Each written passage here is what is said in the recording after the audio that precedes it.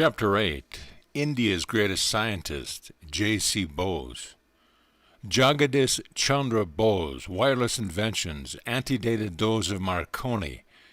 Overhearing these provocative remarks, I walked closer to a sidewalk group of professors engaged in scientific discussion. If my motive in joining them was racial pride, I regret it. I cannot deny my keen interest and evidence that India can play a leading role in physics and not metaphysics alone. What do you mean, sir? The professor obligingly explained. Bose was the first one to invent a wireless coherer of an instrument for indicating the refraction of electric waves.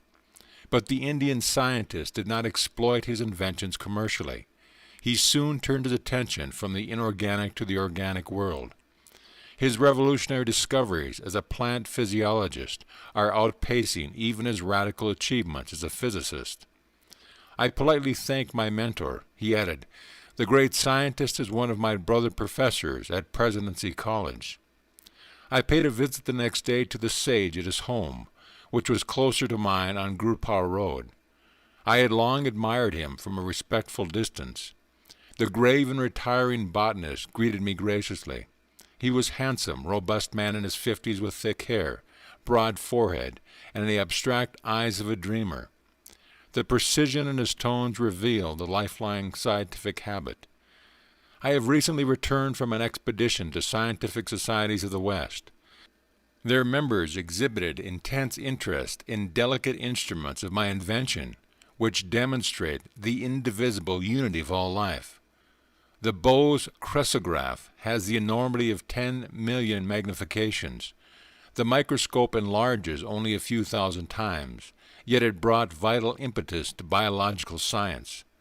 The crescograph opens incalculable vistas. You have done much, sir, to hasten the embrace of East and West in the impersonal arms of science.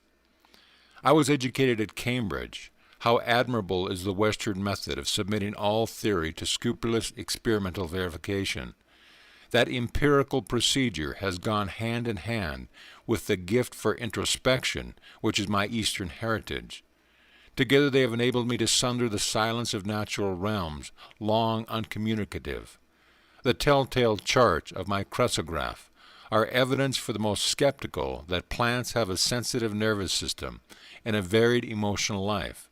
Love, hate, joy, fear, pleasure, pain, excitability, stupor, and countless appropriate responses to stimuli are as universal in plants as in animal.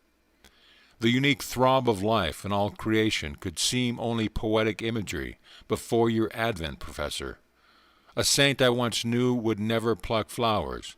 Shall I rob the rosebush of its pride and beauty? Shall I cruelly affront its dignity by my rude divestment? His sympathetic words are verified literally through your discoveries. The poet is intimate with truth, while the scientist approaches awkwardly. Come some day to my laboratory and see the unequivocal testimony of the crescograph. Gratefully I accepted the invitation and took my departure. I heard later that the botanist had left Presidency College and was planning a research center in Calcutta. When the Bose Institute was open, I attended the dedicatory services. Enthusiastic hundreds strolled over the premises. I was charmed with the artistry and spiritual symbolism of the new home of science. Its front gate, I noted, was a censured relic from a distant shrine.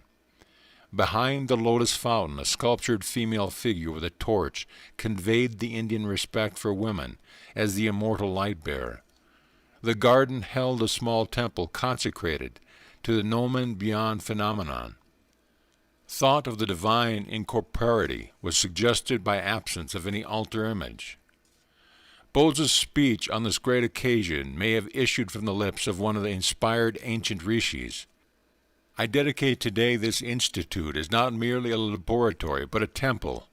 His reverent solemnity stole like an unseen cloak over the crowded auditorium. In the pursuit of my investigations, I was unconsciously led into the border region of physics and physiology. To my amazement, I found boundary lines vanishing and points of contact emerging. Between the realms of the living and the non-living, inorganic matter was perceived as anything but inert. It was a thrill under the action of multitudinous forces. A universal reaction seemed to bring metal, plant, animal under a common law. They all exhibited essentially the same phenomena of fatigue and depression, with possibilities of recovery and exaltation, as well as the permanent irresponsiveness associated with death. Filled with awe at this stupendous generalization, it was with great hope that I announced my results before the Royal Society, results demonstrated by experiments. But the physiologists present advised me to confine myself to physical investigations, in which my success had been assured, rather than encroach on their preserves. I had unwittingly strayed into the domain of an unfamiliar caste system, and so offended its etiquette. An unconscious theological bias was also present, which confounds ignorance with faith. It is often forgotten that He who surrounds us with this ever-evolving mystery of creation has also implanted in us the desire to question and understand. Through many years of miscomprehension, I came to know that the life of a devotee of science is inevitably filled with unending struggle. It is for him to cast his life as an ardent offering regarding gain and loss, success and failure as one. In time, the leading scientific societies of the world accepted my theories and results, and recognized the importance of the Indian contribution to science. Can anything small or circumscribed ever satisfy the mind of India? By a continuous living tradition and a vital power of rejuvenescence, this land has readjusted itself through unnumbered transformations.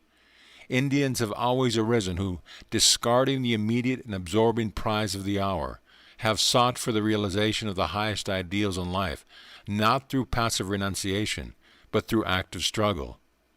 The weakling who has refused the conflict, acquiring nothing, has had nothing to renounce.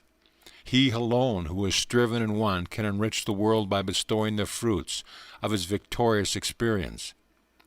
The work already carried out in the Bose laboratory on the response of matter and the unexpected revelations in plant life have opened out very extended regions of inquiry into physics, into physiology, in medicine, in agriculture, and even in psychology.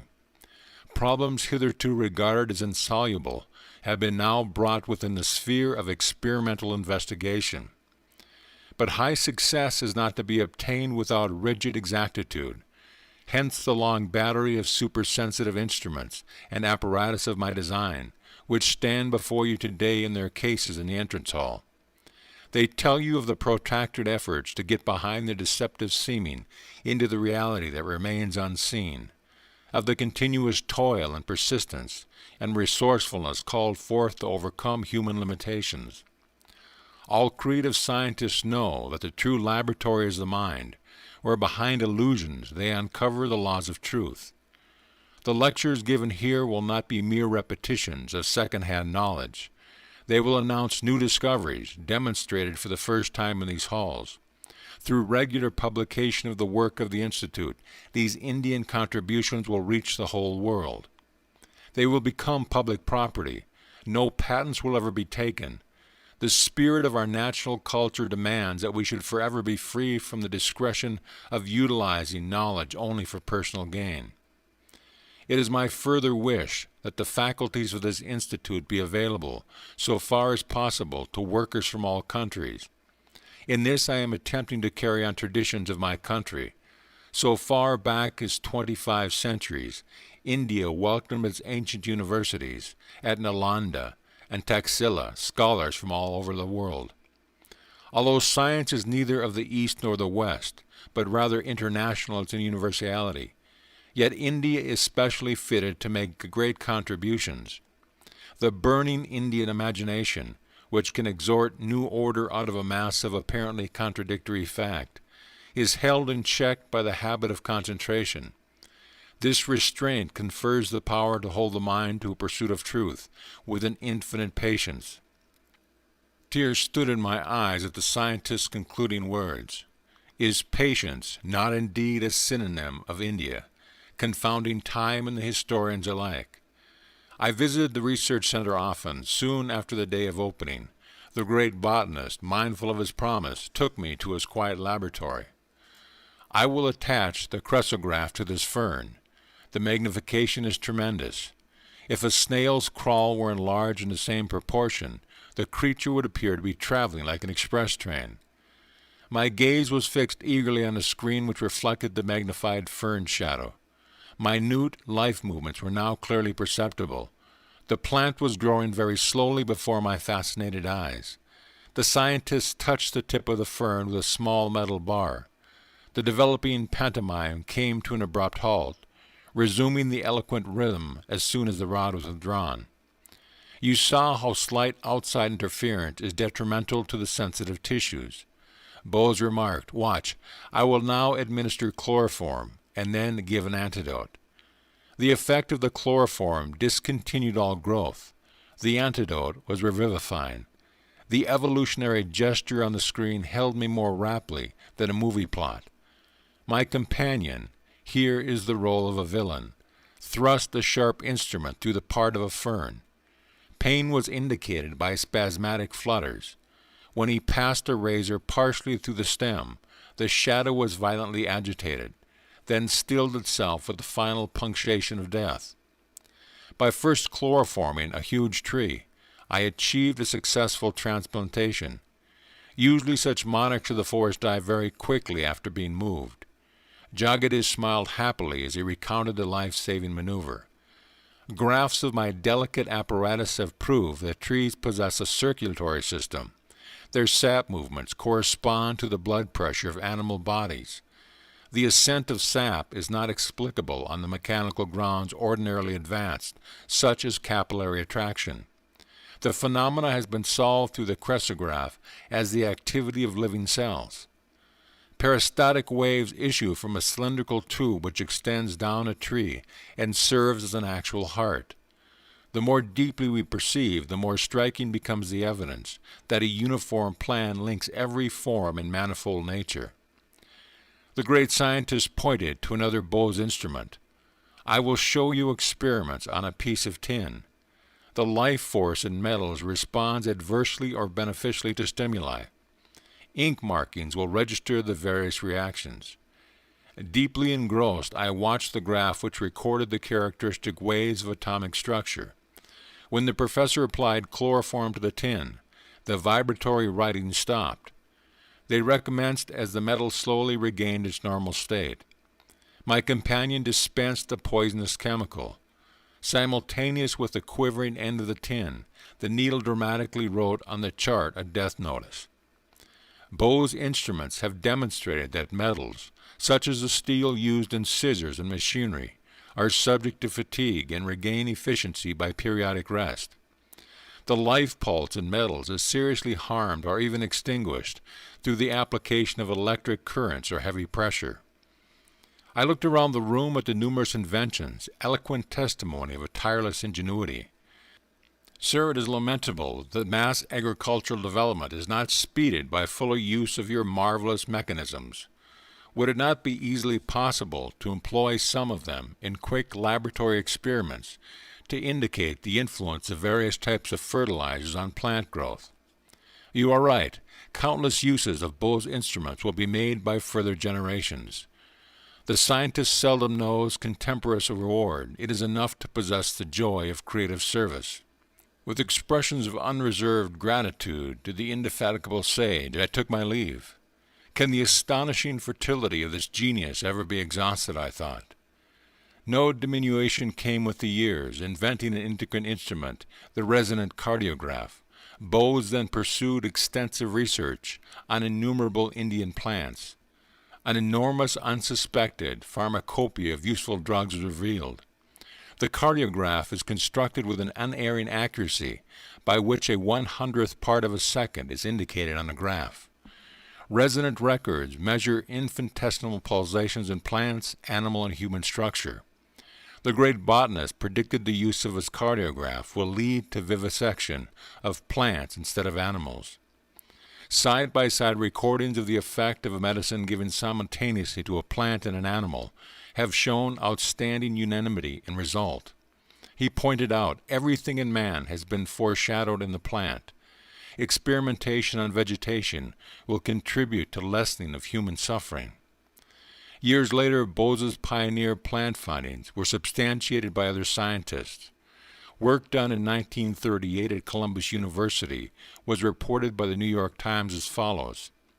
It has been determined within the past few years that when the nerves transmit messages between the brain and the other parts of the body, teeny electrical impulses are being generated. These impulses have been measured by delicate galvanometers and magnified millions of times by modern amplifying apparatus.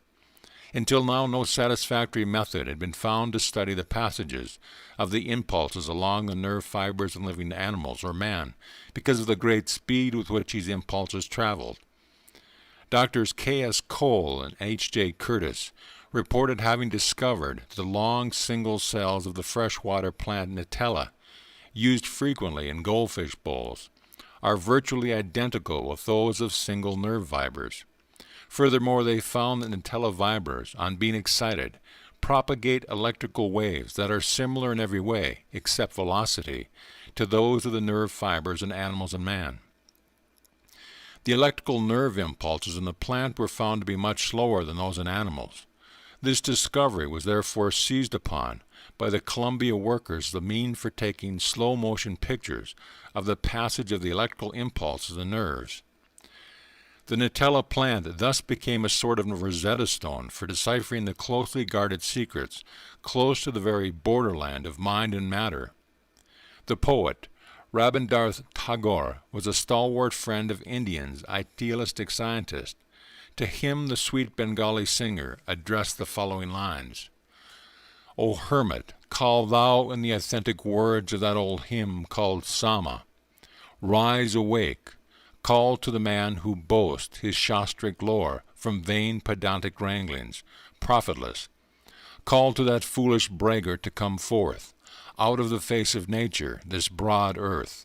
Send forth this call unto thy scholar land. Together round thy sacrifice of fire let them all gather. So may our India, our ancient land, unto herself return, O once again, return to steadfast work, to duty and devotion, to her trance of earnest meditation. Let her sit once more unruffled, greedless, strifeless, pure. O once again, upon her lofty seat and platform, teacher of all lands. End of chapter.